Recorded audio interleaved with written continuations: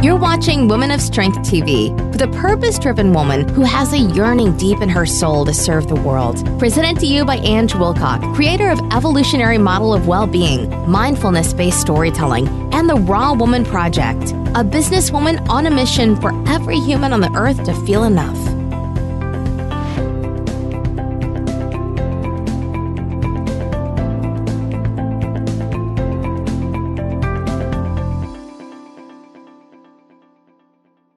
So we've just had this most incredible interview with Nina, and I didn't record it, or at least I thought I was recording it. And so we just got carried away with this amazing interview for half an hour, and we're going to do it all again. And so it'll be interesting to see, because it's all about being authentic. And when you've already had one conversation, maybe this is the conversation that we really needed to have. Absolutely. So welcome, Nina Dafe. How are you? I'm good, thank you, Ange. How are you? I am great, thank you. So I already know a lot about you, so I already feel like you're a good friend already. Absolutely. But anyway, I'm going to tell the rest of our audience about you. So Nina is the founder and editor of the I didn't get this right last time, but it's faraboverubiescollection.com. She's also been featured on sheleadsafrica.org,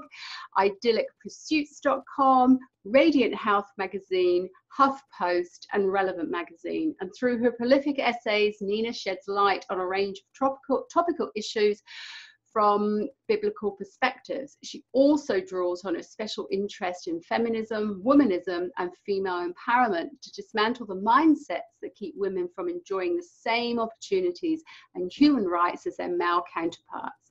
Nina's passion stems from having grown up seeing the negative effects of such thinking during her formative years. For example, her grandmother was denied an education while growing up in Nigeria simply because she was female, restricting her options and quality of life. And although Nina was born and raised in London in the UK, the impact of tradition, control, and systemic sexism is still felt. This was most especially through witnessing multiple and other female role models either forfeit their dreams, stay in abusive relationships, or operate from a place of low self-worth. Not wanting to fall victim to these social constructs herself, Nina completed over 4 years of research to compare these notions to what the Bible had to say about topics such as women and womanhood, which is now lovingly collated in her book, The Ultimate Guide to Eve, due to be released on the 31st of July. Nina's mission is to share this expertise, exposing women to the truths that she came into during her years of study and that she attributes to saving her. So again, welcome, Nina. Now, as you know, we start our interviews asking you about your journey. And so again, I'd like to ask you, where did your journey on a woman of strength begin? Thank you, first of all, for having me, Ange. I think if I was to really think about my journey of woman of strength, it would start in childhood. One of the things that I, was sharing with you is, kind of watching my female role models, when I was younger, each one of them very strong, very independent, opinionated.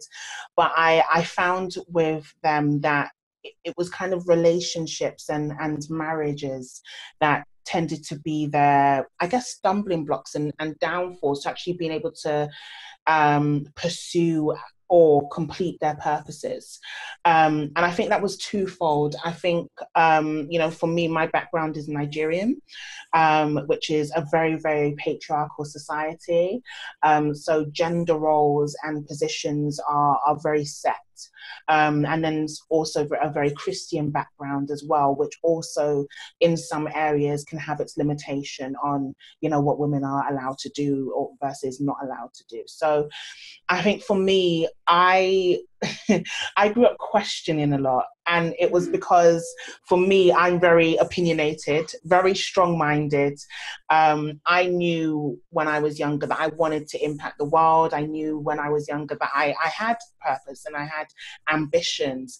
And yet I was kind of being not necessarily told, but shown that if I went a certain way or maybe ended up with the wrong person, that I might not be able to complete these things, or do these things. I think also, kind of from the Christian point of view, there was a lot being said on how I should behave, and how I should kind of carry myself as a woman, which, as I'm explaining to you, wasn't necessarily what my natural personality was. So there was definitely a lot of questioning, a lot of wondering, well, why would God make me this way, if I'm not supposed to be that way? So kind of 4 or 5 years ago, I decided to do my own digging, my own kind of looking into whether or not this is true, whether I'm supposed to conform to these different kind of factions of society that I belong to. And I think that's when I really began to stand on my own 2 feet and in my own beliefs about who I am as a woman and what a woman of strength actually looks like.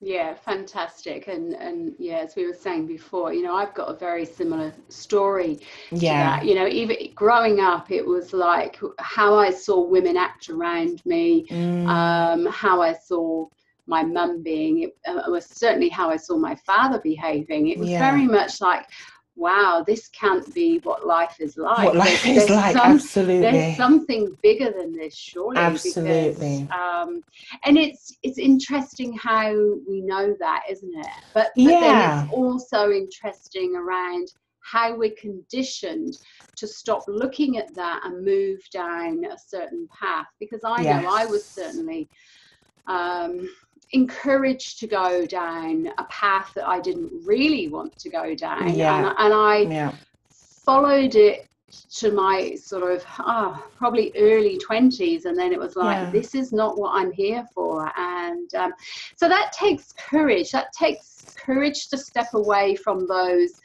I suppose, social norms, that patriarchal way of looking at things. So where did you find your courage? I know I found my courage in my beliefs, my faith in that there's something, God is different to everyone. Absolutely. So it was my faith in something bigger than me, that I'm here for a reason, that I'm always protected, I'm always cared for, I'm always loved by something that's not visible to me, but I feel it. So where did you get, your courage from? What was it that made you sort of, I want to say step out of line, but it's not a step out of line really, is it? It's actually stepping into line. Into line for me, but society see it as stepping out of line. Absolutely. So, Where did I get my courage? I think, as I said, I've always been someone who's been very opinionated, and I've always also been someone, I think, who I think I would almost use the word instinct. I know what feels good to me and what doesn't. And I think I've always, no, I can't say always. I think there were times when I was younger, for example, if I'm thinking about my friendship groups and my peer groups, where I did follow the crowd and where I did do what was expected of me. But what I came to realize is that whenever I did, it never turned out well for me. It never, whenever I went against my instincts, it just always ended up going so wrong. And so I think as I got older, I learned to trust myself, my intuition and my instincts a lot more. And so I think especially around my kind of 25th birthday was when the pressure of, where's your husband? Where are your kids? This is your next step in life. This is now the path that you're supposed to tread. One of the things that I was sharing with you is actually I did toe the line in terms of what, you're told, especially as a Nigerian child growing up, you go to school, you get a job, you do this. And I did all of that. But I was very much left feeling that no matter how much I achieved as a woman, it would never be enough as long as I remained single or didn't become a mother. And that really didn't resonate with me. I saw, I had so many female role models that I really looked up to, like the Maya Angelou's of the world, and all of these different people that had achieved such great things, and that I don't think I realized it then, but that was more what I kind of aspired to, Yeah. and more that what I wanted for myself. And so when I was being told what my next phase or next choice should be, and just really feeling like actually that doesn't resonate with me, that's not what my instinct or intuition are telling me that I should be looking at or actually agree with, that's kind of when I found the courage to, you know what, Nina, let's investigate this a bit more. Let's you know, in my case, have a look at some of the biblical beliefs that are being thrown at you, and actually study these things for yourself and see whether or not they line up. If they line up, then great, you know, you know who's correct. But if they don't, you know then that you are correct and you need to follow your path, because you've seen, you know, your mum, your aunties, your older female role models who did follow these paths and are not necessarily the most happy people in life, you know, or in their marriages. You know, you don't want that to be you. So you've got to make your choice and your stand now. Yes, you know? yeah, and it's interesting how society views a single woman, isn't it? You know, it's like, oh, that's a shame. Oh, you never got married. Oh, your relationship's just broken up. Oh, that's, you know, that's so exactly. sad. Yeah. So it is it is interesting, because it's when we trust our instinct or trust our intuition or our guidance, whatever we want to call it, usually that's when we're our happiest. Absolutely. And we find a lot of peace in that place. When we go against it, and sometimes I believe that we go against it because of our own belief system that we've created for ourselves, that's been imposed on us. Because I know that there's big decisions that I've made in my life that my instincts have sort of gone, ooh, this sounds like it's needs led rather than, you know, so meeting my own needs rather than purpose driven.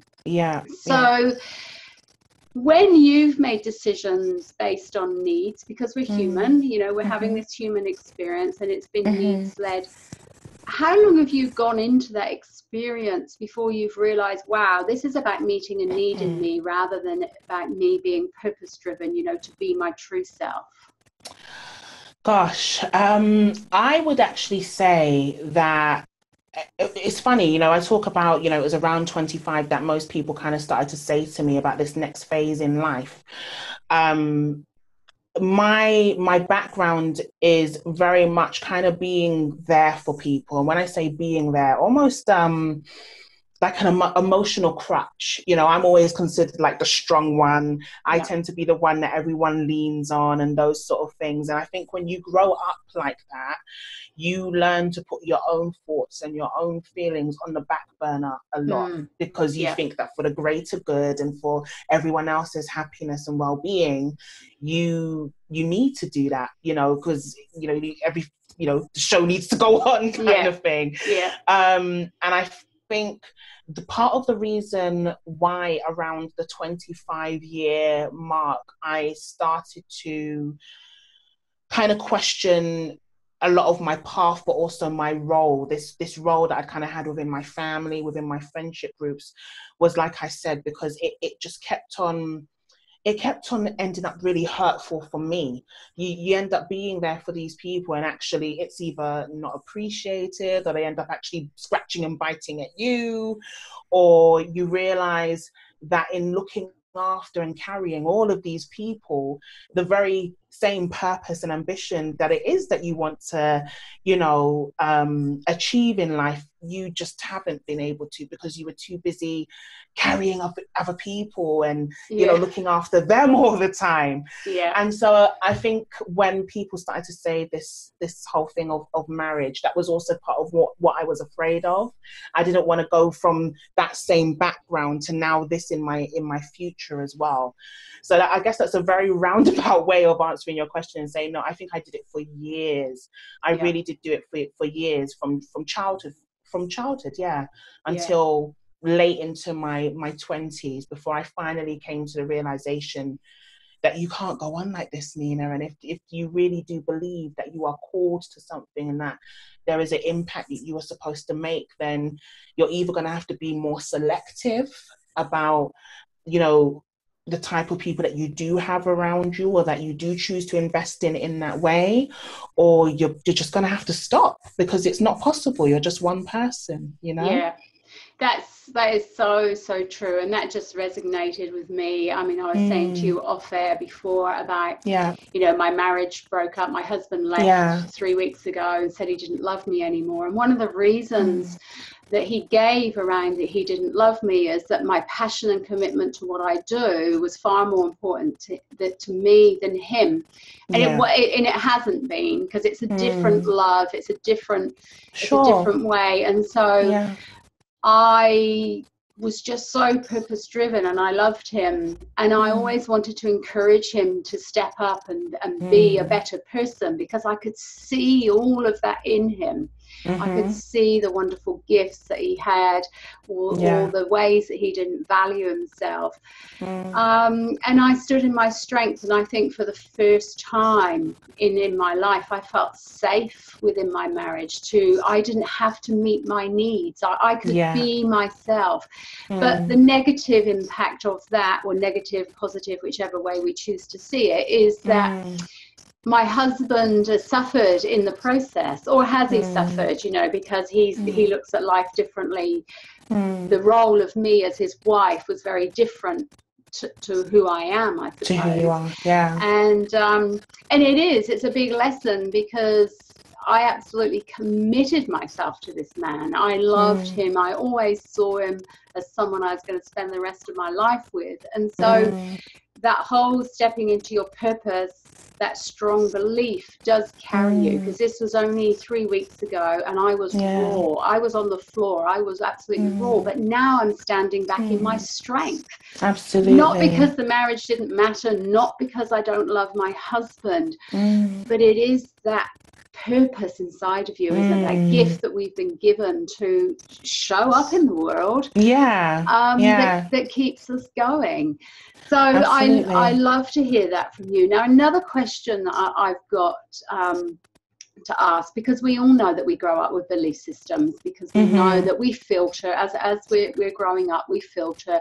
People project their uneasiness, their feelings onto us. We've all experienced that. Doesn't matter if we step into our purpose and are strong in our faith, it still happens, because we're having that human experience. So what are some of the belief systems that you grew up with, that you now know that you'd brought that into your life yourself, because you've chosen to have that belief? What's a couple of those beliefs that you've had that you no longer have? Yeah, I think the biggest sort of belief system for me was that my value or my worth would come from a relationship, a marriage, or a man, basically. I think growing up, I think especially as a Nigerian little girl, one of the things I remember being told a lot is, if you don't learn to cook, no one is gonna marry you, those sort of things. If you can't do this, if you can't do that, then no one's gonna want you. You're gonna be undesirable, and that was almost said, to induce fear. It was it was said as, that almost as if that was the worst thing that could happen to you, as a woman. And so I think for me, that belief system was always something I wrestled with, was always something that I tussled with, but now without a doubt realize, no, my value, my worth, my abilities, all of these sort of things, my purpose, they do matter. I as an individual, I as a woman actually do matter. And whether or not I do then end up in a relationship, in a marriage with children is brilliant and is great. But I now believe that the value that I have is God-given, and it's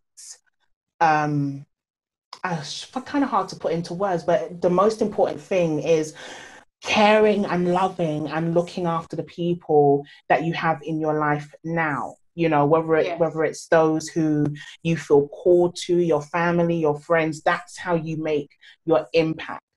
And that also choosing not to go down a certain route doesn't make you selfish, because you know, that's another thing that we talked about as well, wasn't it?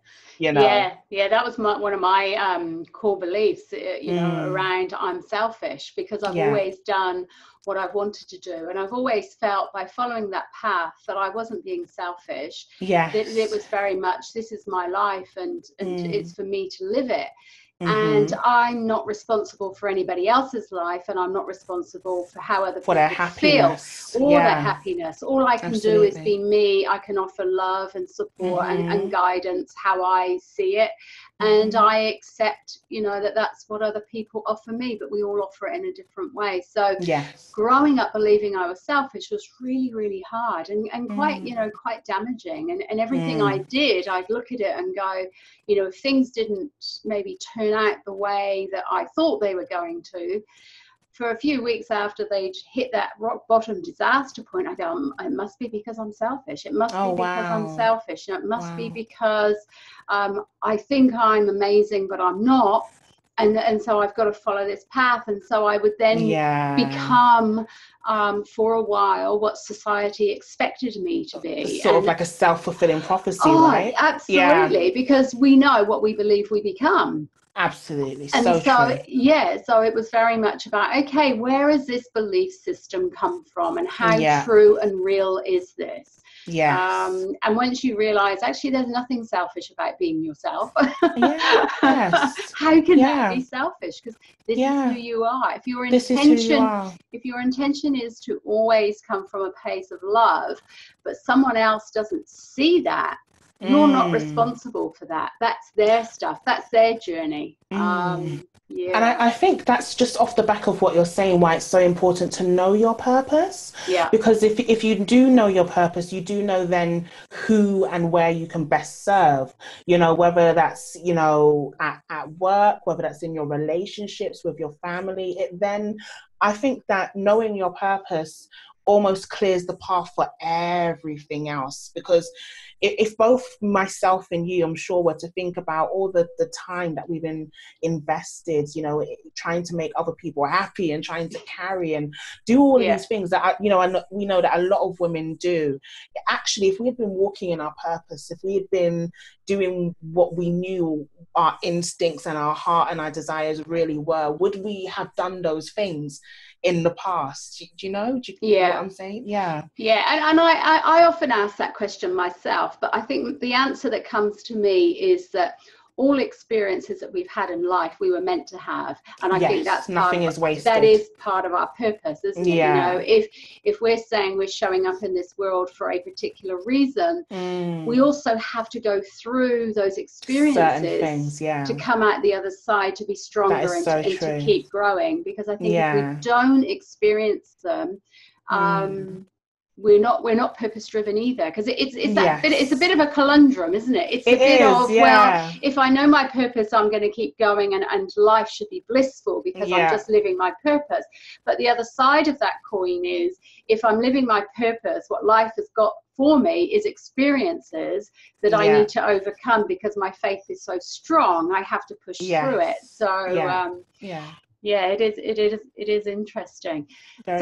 When we talk about purpose, because we know what that means to us, you know, for our audience out there, and they're saying, well, it's okay for you ladies, you seem to know your purpose. I'm confused. I don't know what mine is. I hear this all the time. It seems to be a buzzword now, purpose driven, live your purpose. It's so true. You know, and on my website, you know, for me, it's very much, you know, I work with women who are purpose driven, and, you know, some women go, I don't know what that is. And it's like, okay, well, so if someone said to you, Nina, what do you mean by purpose, living your purpose? How would they know if they were living their purpose? I think if we go back to what you just said about our life experiences and how actually some of the more negative ones, or the ones that we didn't quite enjoy, have helped to shape us and have helped to let us know what we do want from life and what we don't want from life, what we do enjoy and what we don't.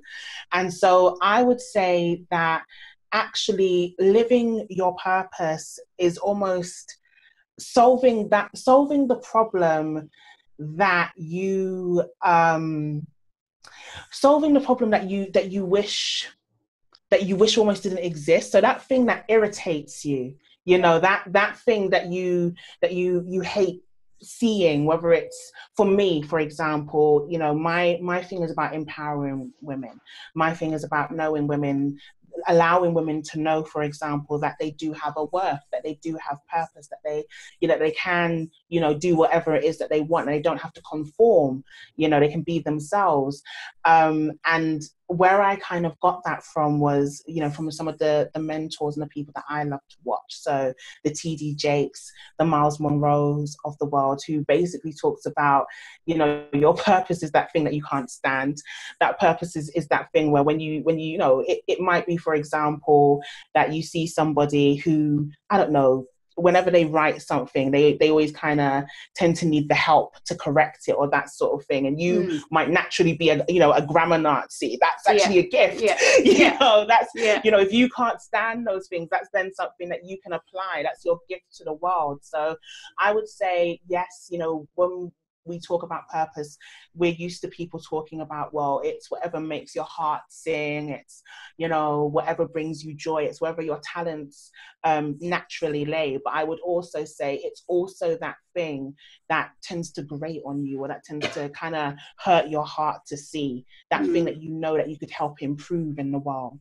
Yeah, absolutely. I totally agree. It is it's when, it's not that necessarily, like you said, irritating. It is when your heart aches. You see someone doing, saying, or being something, and your heart aches. It's like you want to correct them, but you don't. It's like, okay, my purpose is to help them see that that they're more than that they're showing up as. And whatever that might be. And I think, as we said before on the interview, which we didn't record, I was saying very much about, I totally agree with what purpose is, and it's something that you really feel and sense and see in others not showing up. But certainly for me, the learning in my life so far is about how you communicate it. And sometimes, I suppose we're not responsible for other people. We can only communicate in the way that we are, who we are. We're not responsible for how they receive it. So it is a challenge. I think when we go on this journey, when we do open our hearts, when we open our minds to something, you know, far beyond who we are, there's lots of challenges that come along. Definitely. You know, often I find myself saying in the last 3 or 4 weeks, can we stop this journey for the moment? Can I just get off? Can I get off this boat for a while? But you can't. You know, you can't. It is in your heart. It's coming from within. Exactly. It's in your heart. It's in your heart. And I know that I've tried. Okay, let's try and be different then. And I can't. I've tried that too. I'm going to try and conform. I'm going to try and do what everyone else does. Try and conform. Try and change the person that I am, so that I become acceptable to the person that I love. And it's like, I can't. It's not that I won't.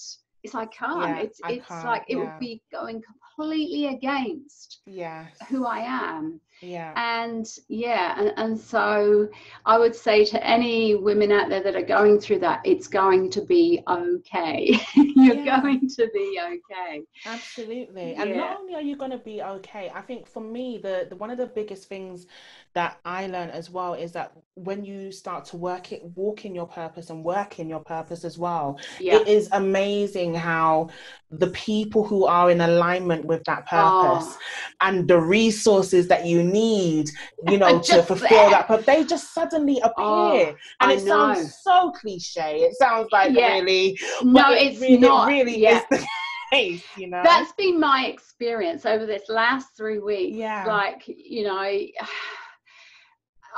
there's women that I didn't even know knew, and they just come forward. What can we do to help and support? You know, how do we help you? I've had strangers come forward, and it's like, whoa. Absolutely. And it's all that acknowledgement of, you're on the right path. This is meant to be. This is how it is. That confirmation. It is that confirmation, and it's very much about the first week of me realizing that this marriage was over, was all reflecting on what could I have done different, what did I do wrong, what did I do wrong, and then all of a sudden it was like, actually I did nothing wrong. Neither of us did anything wrong. Exactly. We were just being ourselves, and this is our journey. And so I stopped focusing on the past and realigned myself with the future, and the future feels amazing. There's emotion still there, but that's not connected to the marriage. That's connected to my own beliefs, that I've still got that onion that we still got to unpeel. So with that in mind, Nina, what advice, support, little gems would you give women who really want to be and show up who they really are in this world? What little gems or insights would you offer them? I think for me, it's it goes back to what you were saying about challenging your story and your belief system. I think it is amazing how much of an impact the way that we are raised, the belief systems that we pick up from other people, whether directly or indirectly, kind of follow us throughout life. And in the decisions that we make and who we end up with and all of these different things. And so I think it's really important to be very conscious and to really question in everything, where has this come from? Where has this belief come from? Where was it planted? To challenge it. Is this always the case? Or is this something that I've, maybe blown up in my mind, or, and not be afraid also to speak to other people, to get other people's points of view. But in order to live your purpose, to walk in alignment with your path, you have to challenge your beliefs, and then after that have the courage and the strength enough to walk in it, because it's not easy, walking in your purpose and walking in alignment with what you feel your calling is will mean that in certain cases you will have to disappoint other people. You may have parents or whoever it is who believe you're one way, and you're gonna have to say, I'm so sorry, but actually I'm not. And it's hard. Those decisions, those kind of things can be hard, but I think it all goes down to that peace. That peace that you get when you are truly being authentic and living in line with your heart and your own joy and your own mind and what you know of who you are. And that's so true, because what we also know is who we surround ourselves with is who we become. And so if we want to be living in our purpose and feel peaceful, then we want to surround ourselves with like-minded people too. So true. If we want to continually blame others for how we're feeling and we mix with those people, then we become that too as well. So life is all about choice, isn't it? Because that's the only thing that's available to us is choice. And the decisions that we make. We choose to be the person that we want to be, and to not let anyone else influence us around who that person is. So, it's been wonderful talking with you. Now, where can our fabulous women find you? Where's the best place to make contact? Okay, so the best place to make contact would be my blog. So the website is faraboverubiescollection.com, and once they get there, there'll be a welcome mat that gives you two options. So you can choose to just read the blog, or I have an email course which is all about kind of discovering, your purpose as a woman, particularly from a Christian point of view in God. That would definitely be the best place. Great, and I'll put those details below this recording anyway, so people can contact you. So it's been amazing. I've loved having this conversation, and we've done it twice, and we've spoken about something different. So it's amazing, isn't it? So thank you so much, and God bless you. Thank you for having me. You too.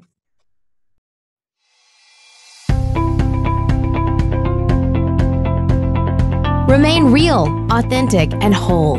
Be yourself and continue to follow your dreams. Thank you so much for watching, and we'll catch you next time on Woman of Strength TV.